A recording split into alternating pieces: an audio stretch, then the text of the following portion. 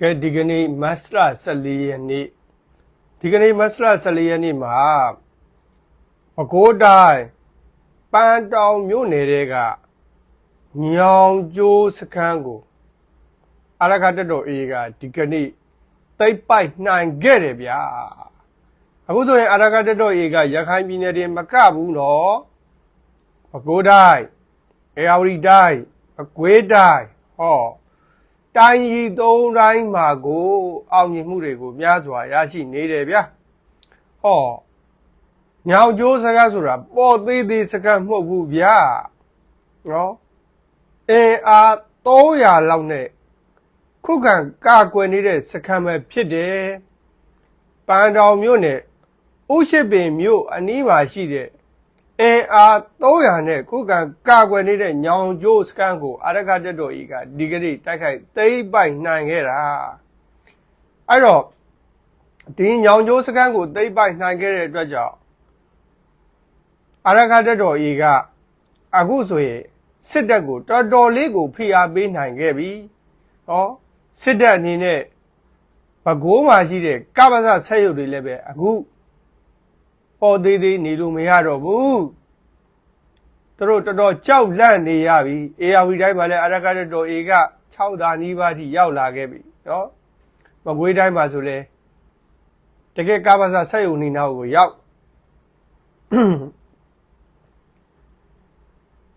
အဲ့ဒီညောင်ကျိုးစခန်းတိုက်ပွဲမှာစစ်တပ်ဘက်ကအကြအဆုံးများတယ်ဟောဘလောက်တောင်များလဲဆိုရင်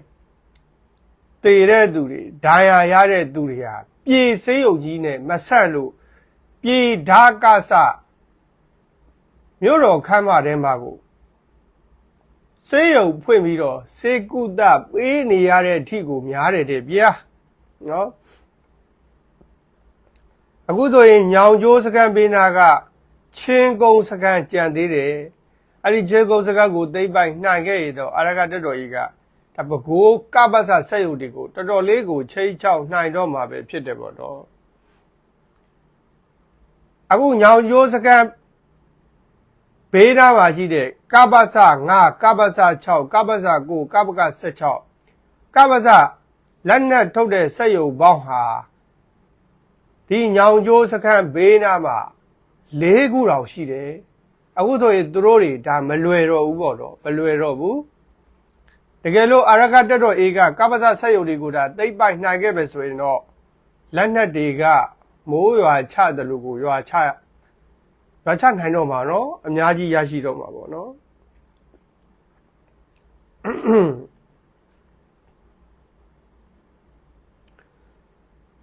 နောက်တစ်ခုက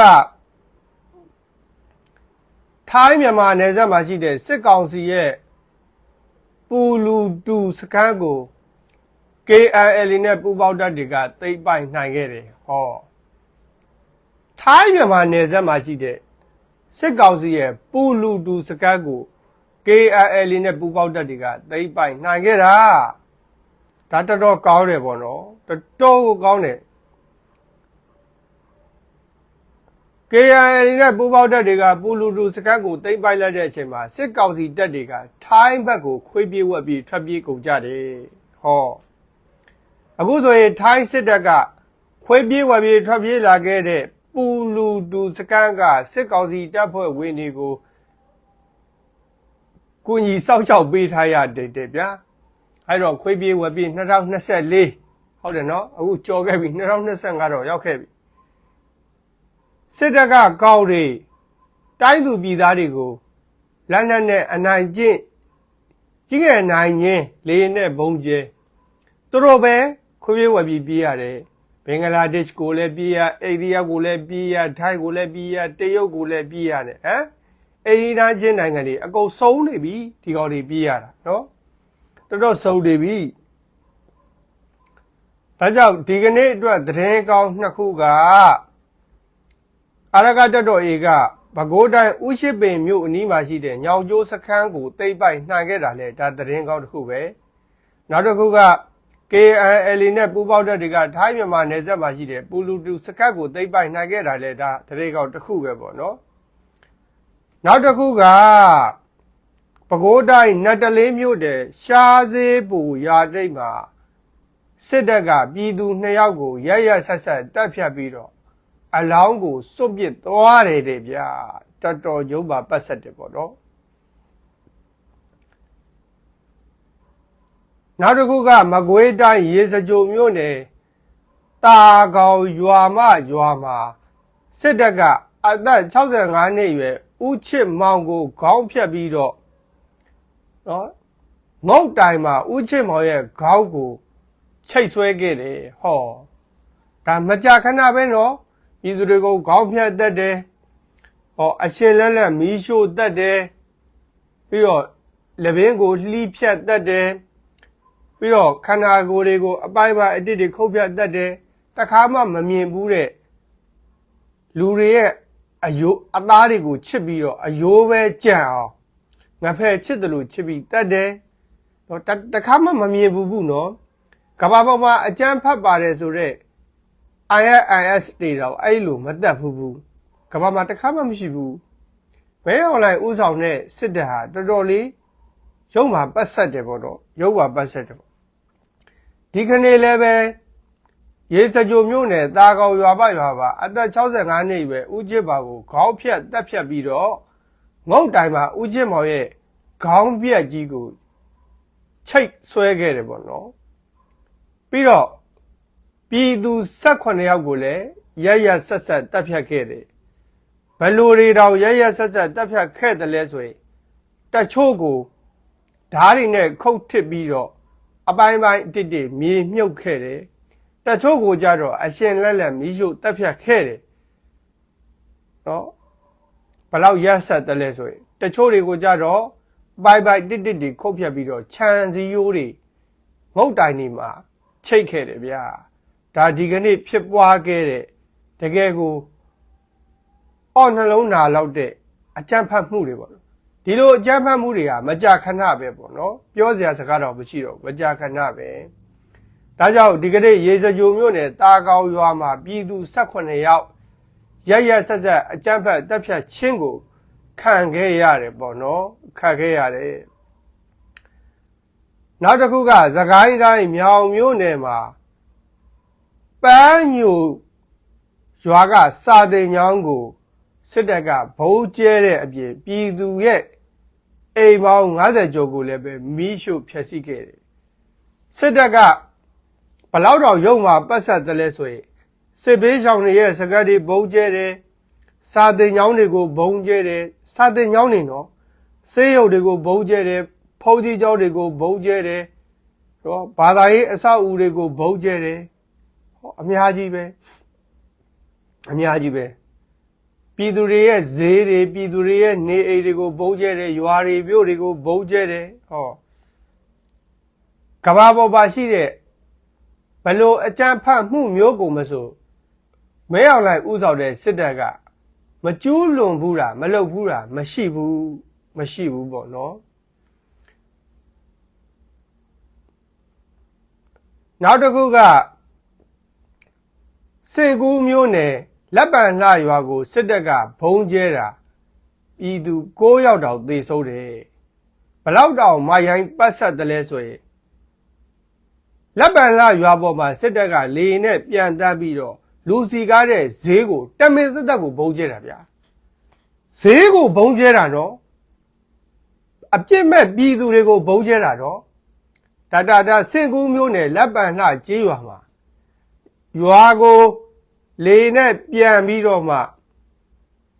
ပြည်သူတွေဈေးဝယ်နေတဲ့ဒီဈေးကြီးကိုဘုံကျဲတာပြည်သူအနည်းဆုံး9ယောက်သေဆုံးတယ်အနည်းဆုံး9ယောက်သေဆုံးတယ်တကယ်လူစီကားတဲ့နေရာကိုဘုံကျဲတယ်ဈေးရောက်နေတဲ့သူတွေဈေးဝယ်နေတဲ့သူတွေလမ်းသွားလမ်းလာတဲ့ရှုပ်ထွေးနေတဲ့ဈေးကြီးကိုတက်မေတကာကိုရေရွယ်ချက်ရှိကိုဘုံကျဲတာဗျာဒါစေကူးမျိုးနဲ့လက်ပံလှရွာပါနော်ဘလောက်တော့မရိုင်းပတ်ဆက်တယ်လေစဉ်းစားကြည့်နော် PDF တွေကိုဘုံကျဲတယ်တိုင်းရင်းသားလက်နက်ကိုင်တွေကိုဘုံကျဲတယ်ဆိုတာဖို့တို့ဒါခံတာသေးတယ်ဗျာသိတယ်မလားယောက်ျားချင်းချင်းစစ်တိုက်တာမတရားတာမရှိပါဘူးဗျဟုတ်တယ်ဟုတ်လားအခုအခါဗျာပြည်သူတွေရဲ့ဈေးတွေ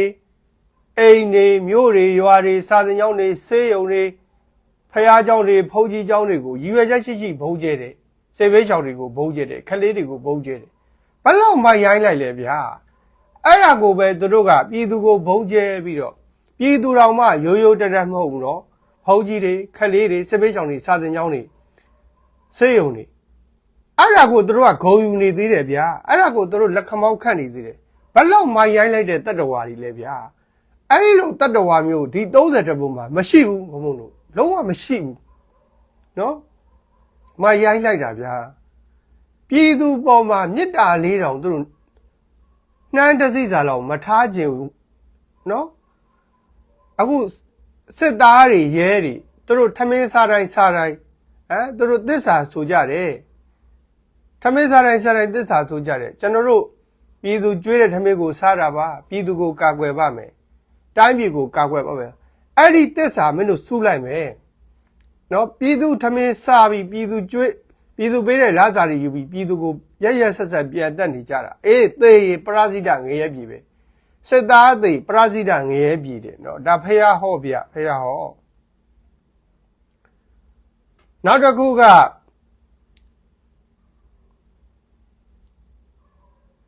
လေးအိမ်မြို့မိုးညိုမြို့နယ်လေးအိမ်တန်းကျေးရွာကကိုရဲလင်းကိုအိတ်နေတဲ့အချိန်ခြံအောင်တဲ့အထိကိုပေါ်တာဝင်ဆွဲတယ်ဗျာနော်မိုးညိုမြို့နယ်လေးအိမ်တန်းကျေးရွာမှာကိုရဲလင်းကိုညအိတ်နေတဲ့အချိန်ခြံအောင်တဲ့အထိကိုပေါ်တာဝင်ဆွဲတယ်အခုဆိုရင်ဘသူမှမြန်မာနိုင်ငံမှာမနေရကြတော့ဘူးညအိတ်နေတဲ့အထိအချိန်ခြံအောင်တဲ့အထိတောင်ပေါ်တာဝင်ဆွဲတယ်ဆိုတော့စဉ်းစားကြည့်ပေါ့ဘသူနေရတော့မလဲနော်ယောက်ျားမှန်ရင်ကိုပေါ်တာဆွဲတယ်နောက်တစ်ခုကနတ်တလင်းမကွေးနဲ့ဒနုပြူမျိုးနယ်မှာလည်းပဲစစ်မှုထမ်းဆင့်ခေါ်တဲ့စာတွေလုံးဝမပေးတော့ဘူးတဲ့နော်အရင်လိုစစ်မှုထမ်းဆင့်ခေါ်တဲ့စာတွေလုံးဝမပို့တော့ဘူးရင်ကြီးနဲ့တောင်စစ်မှုထမ်းမစုဆောင်းတော့ဘူးပေါ့နော်အခုဘလို့ပဲပုံစစ်မှုထမ်းစုဆောင်းနေတယ်လဲဆိုရင်လူငယ်တွေကို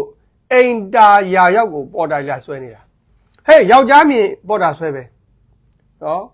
အရင်လိုမေစစ်မှုထမ်းမဲပေါက်တယ်တို့နော်လုံးဝအဲ့လိုရင်ကြီးမဆင့်ခေါ်တော့ဘူးအိမ်နေတဲ့အချိန်ယောက်ျားမှန်ရင်ကိုပေါ်တာဆွဲတာနော်အခုကလေမြန်မာတနိုင်ငံလုံးရင်ကြီးနဲ့တောင်မှစစ်မှုထမ်းမဆင့်ခေါ်တော့ဘူးအခုကအိမ်နေတဲ့အချိန်ညာကြီးမင်းကြီးအချိန်မဲ့တော့ပေါ်တာဝင်ဆွဲတာဗျာယောက်ျားမှန်ကိုပေါ်တာဝင်ဆွဲတာဘိုးတို့မိဘပြည်သူတွေကြည့်ဆိုင်ကြပါဗျာနောက်တစ်ခုကအေယာဝတီတိုင်းကျုံပေါ်မြို့အခြေဆိုင်ခလာရ36တပ်ထဲကဖမ်းဆီးပြီးတော့တပ်သားသစ်စုဆောင်းခံထားရတဲ့တပ်သားသစ်2ယောက်ထွက်ပြေးသွားတယ်အဲ့ဒါတပ်သားသစ်2ယောက်ထွက်ပြေးသွားရဗလားဆိုပြီးတော့ကြံခဲ့တဲ့နော်စစ်မှုထမ်းတပ်သားတွေကိုကိုလုံးတီးနေခိုင်းပြီးတော့အပြစ်ပေးတယ်ဘာမှလည်းမဆိုင်ကဲတကယ်ဆိုရင်စစ်မှုထမ်းတပ်သားတွေစုဆောင်းခံထားရတဲ့သူတွေကိုသူတို့တက်ထဲမှာသူတို့ကိုချစ်အောင်သူတို့ကိုကြည်ညိုအောင်သူတို့ကိုလေးစားအောင်လုပ်တဲ့နေမဟုတ်ဘူးလားစစ်မှုထမ်းတပ်သားတွေစုဆောင်းခံထားတဲ့သူတွေကိုရဆက်ညှဉ်းပန်းတယ်နှိပ်စက်တယ်ထမင်းတို့ဟင်းတို့တွေကျွေးတယ်နိုင်ထက်စီးနေလှုပ်တယ်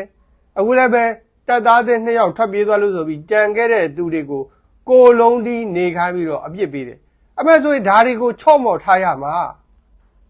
ဓာတွေကိုချော့မော်ထားမှသူတို့အတွက်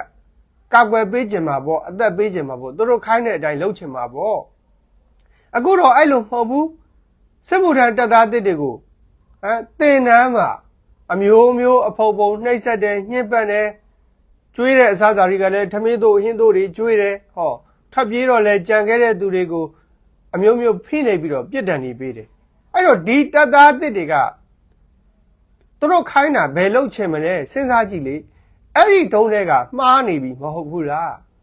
အမှန်တော့သူတို့ကိုကြီးညိုလေးစားအောင်ချစ်အောင်လုပ်ရမှာနောက်တစ်ခုကသတင်းဆိုးတစ်ခုပဲဗျာကုလသမဂ္ဂစားနပ်ရိက္ခာအဖွဲ့ WFP ကရန်ပုံငွေမလုံလောက်တော့တဲ့အတွက်ကြောင့်အခုအမေရိကန်က တို့ထောက်ပံ့ပေးနေတဲ့ဘီလီယံကျပ်ချီတဲ့ရန်ပုံငွေတွေကိုဖြတ်တောက်ပလိုက်ပြီနော် USAID ဆိုတာလေအကုန်ဖြတ်တောက်ပလိုက်ပြီအဲ့တော့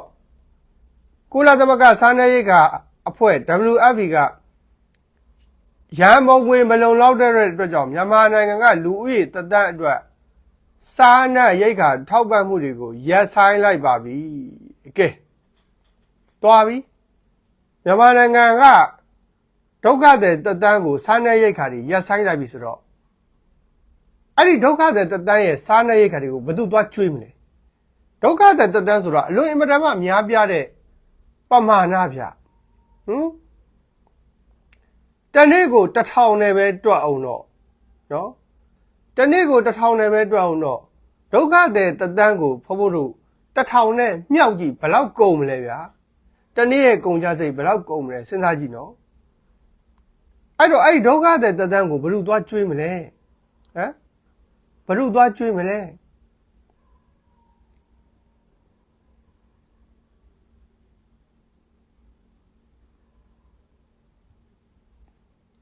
ဒါဖဖို့တို့နိုင်ငံအတွက်တော်တော်လေးကိုစိတ်မကောင်းစေတာပဲ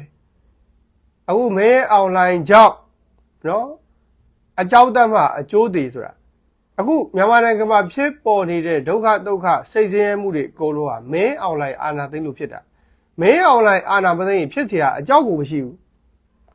ကဲအခုဒုက္ခတွေတန်းနဲ့ချီပြီးတော့ရှိတယ်အဲ့ဒီဒုက္ခတွေတသန်းကိုကုလသမဂ္ဂစားနပ်ရိက္ခာတွေထောက်ပံ့နေတဲ့ WFP ကအခုရပ်ဆိုင်းလိုက်ပြီသူတို့မှာပတ်စံမရှိတော့ဘူးတဲ့ရပ်ဆိုင်းလိုက်ပြီတဲ့ဒါတော်တော်စိတ်မကောင်းစရာပဲပေါ့နော်နောက်တစ်ခုကစစ်တပ်အာဏာသိမ်းပြီးနောက်တော့သခိုင်းတိုင်းတိုင်းထဲမှာကိုလူဦးရေ9300ကျော်ကိုတပ်ဖြတ်ခဲ့တယ်ဒါသခိုင်းတိုင်းတိုင်းထဲမှာတော့တနိုင်ငံလုံးမဟုတ်ဘူးတနိုင်ငံလုံးမဟုတ်ဘူးစစ်တပ်အာဏာသိမ်းပြီးတဲ့နောက်မှာသခိုင်းတိုင်းတိုင်းထဲမှာကိုစစ်တပ်ကတပ်ဖြတ်ခဲ့တဲ့ပြည်သူပေါင်း9300ကျော်ခဲ့တယ်ဒဏ်ရာရတဲ့ပြည်သူက3800နီးပါးရှိကဲသေဆုံးတာက9300ကျော်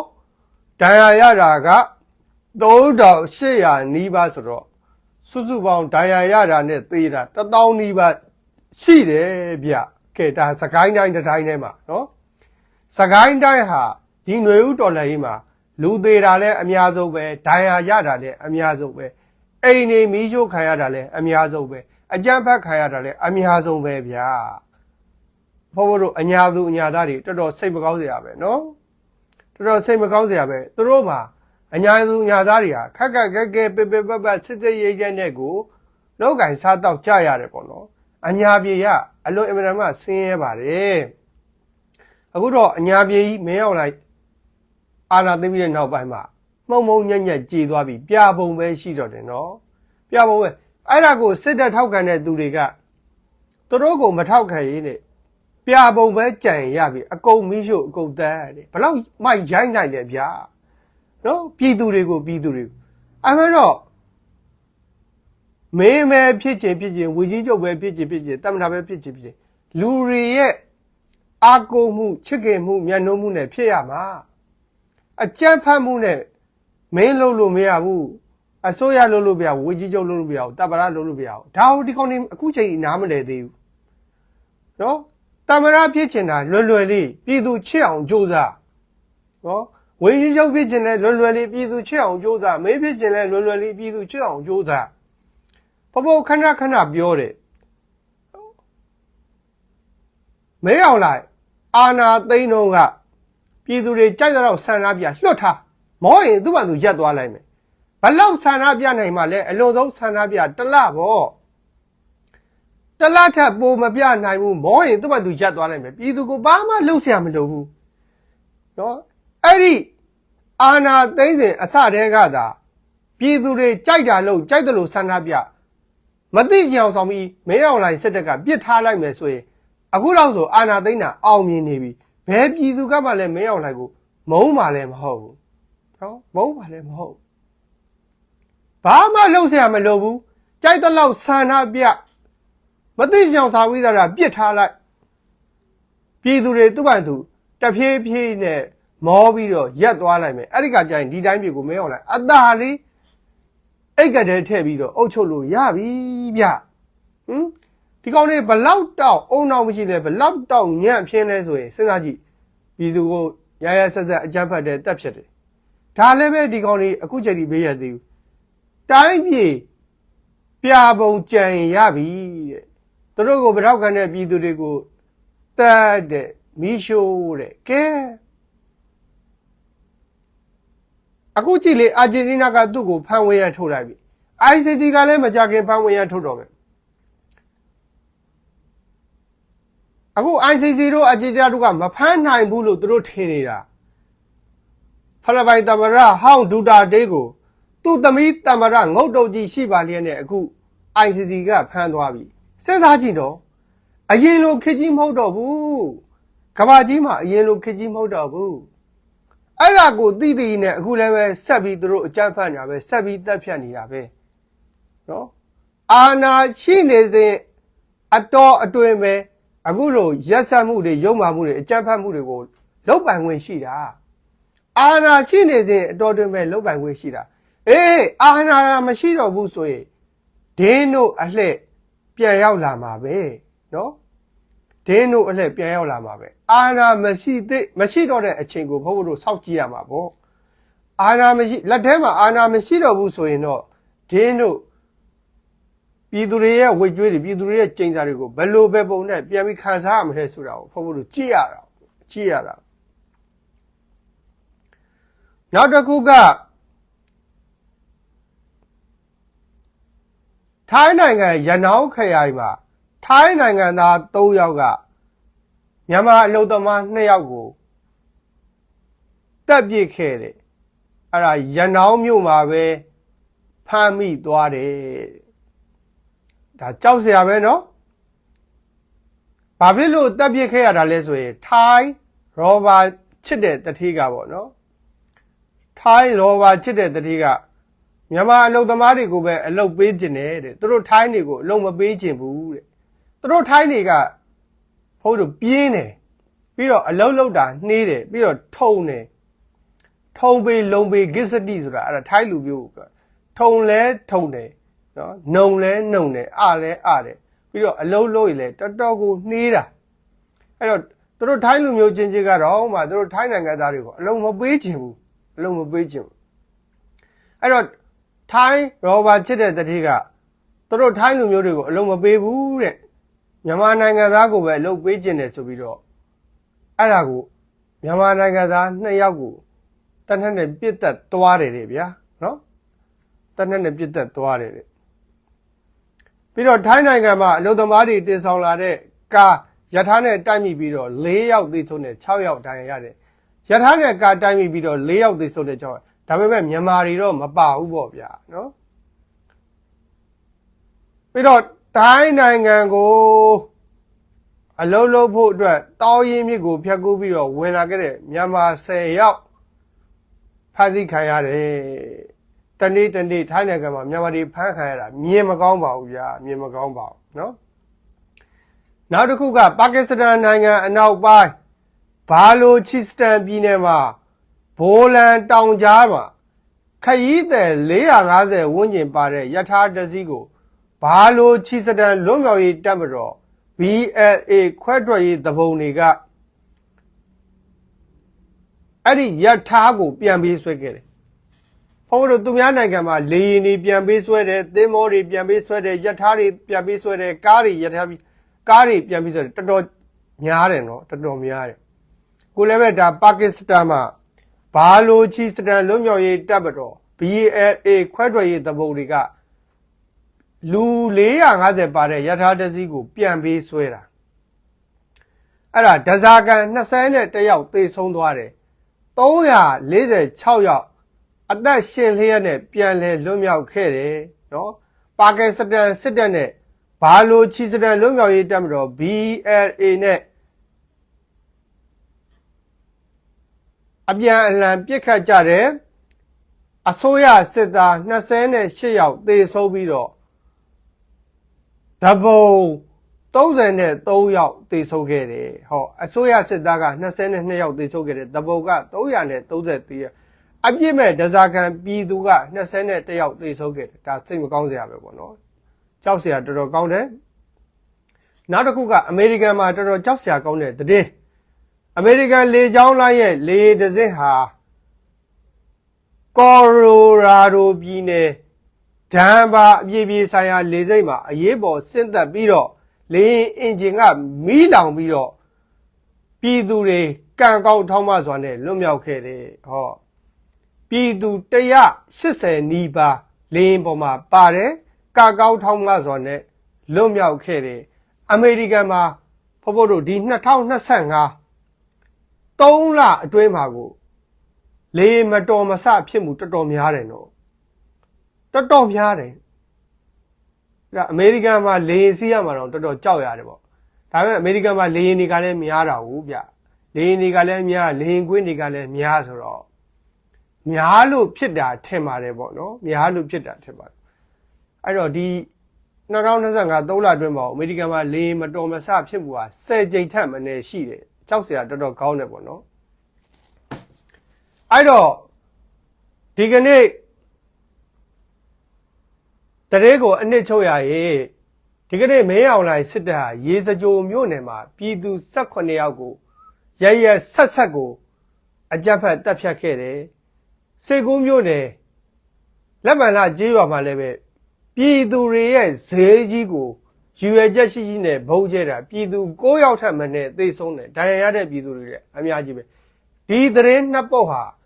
တော်ကိုလူမဆန်အောက်တန်းကြရုံမှာပတ်ဆက်မိုက်ရိုင်းတဲ့သတင်းနှစ်ပုတ်ဖြစ်တယ်ပေါ့နော်ကြွမနိုင်ကြည်မီနဲ့ရှိုး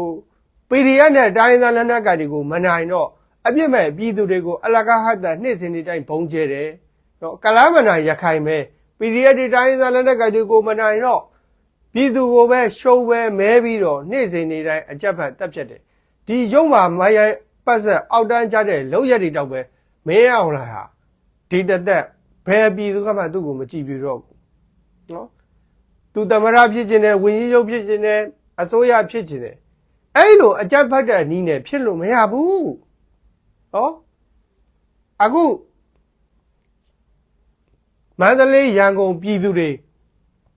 ပုံမှန်အတိုင်းနေနေတယ်ဆိုပေမဲ့လို့မင်းအောင်လှိုင်ရဲ့အကြက်ဖတ်တပ်ဖြတ်မှုတွေကိုလူတိုင်းသိတယ်နော်လူတိုင်းကဘယ်သူမှမကြိုက်ကြဘူးမချစ်တော့လဲအောက်ခါနဲ့ကြောက်လို့သာဘာမှမပြောဘဲနေကြတာတကယ်တမ်းကျတော့ဘယ်ပြည်သူကမှမဲအောင်လှိုင်စစ်တပ်ကိုမကြိုက်ကြဘူးအကုန်လုံးကသူတို့ရုံးပါတယ်အောက်တန်းကြတယ်နော်အကြက်ဖက်တယ်ဆိုတာတီးပြီးသားဖြစ်တယ်ပေါ့နော်သမရဒူတာတေးဟာလည်းပဲသူအစိုးရယာဒူတာဝန်ယူထားတဲ့အခါတုန်းကနော်မွေးဈေးဝါးကိုတပ်ဖြတ်မှုတွေနဲ့နှိမ်နှင်းခဲ့တယ်အခုတော့ ICC တရားရုံးမှာသူအခုထောင်ကျသွားခဲ့ပြီအမှုရင်ဆိုင်နေရပြီမကြခင်မှာလည်းပဲဒီစစ်ဗိုလ်ချုပ်တွေဟာနော်ရိုဟင်ဂျာတွေကိုလူမျိုးတုံးတပ်ဖြတ်မှုတိုင်းရင်းသားတွေကိုလူမျိုးတုံးတပ်ဖြတ်မှုနဲ့သူတို့တွေလည်းပဲတရားမျှတတဲ့ပြစ်ဒဏ်တွေကိုမကြခင်ခံစားရတော့မှာအခုဆိုရင်ဘဘတို့ຫນွေဦးတော်လည်းကြီးကဘလောက်တော့အောင်မြင်နေတယ်လဲဆိုရင်ရှုံးလေပြည်သူကိုမဲလေရှုံးလေပြည်သူကိုမဲလေနော်ပြည်သူကိုဘာကြောက်သူတို့ရှုံးမဲပြီးဘုံကျဲနေတာလဲဆိုရင်ရှုံးလို့ဘုံကျဲတာဗျာဟုတ်တယ်မလားရှုံးလို့ဘုံကျဲတာမနိုင်တဲ့ကောင်ကနေရွက်ကြိုက်တာပဲလीနော်ဒါကြောင့်ဘဘတို့မိဘပြည်သူတွေသူတို့နိုင်နေလို့တော့ပြည်သူကိုဘုံကျဲတာမဟုတ်ဘူးသူတို့ပြည်သူတွေကိုရက်ဆက်နေတာမဟုတ်ဘူးသူတို့ရှုံးနေလို့ဒါလင်ပြည်သူတွေကိုမဲနေခြင်းဖြစ်တယ်ဆိုတာကိုဘိုးပြောချင်တယ်ပဲဘိုးရဲ့လိုက်ကိုဒီမှာနေမဲ့အဆုံးသက်လိုက်ပါတယ်အားလုံးအသက်ရှင်နာကင်းကြပါစီဗျာ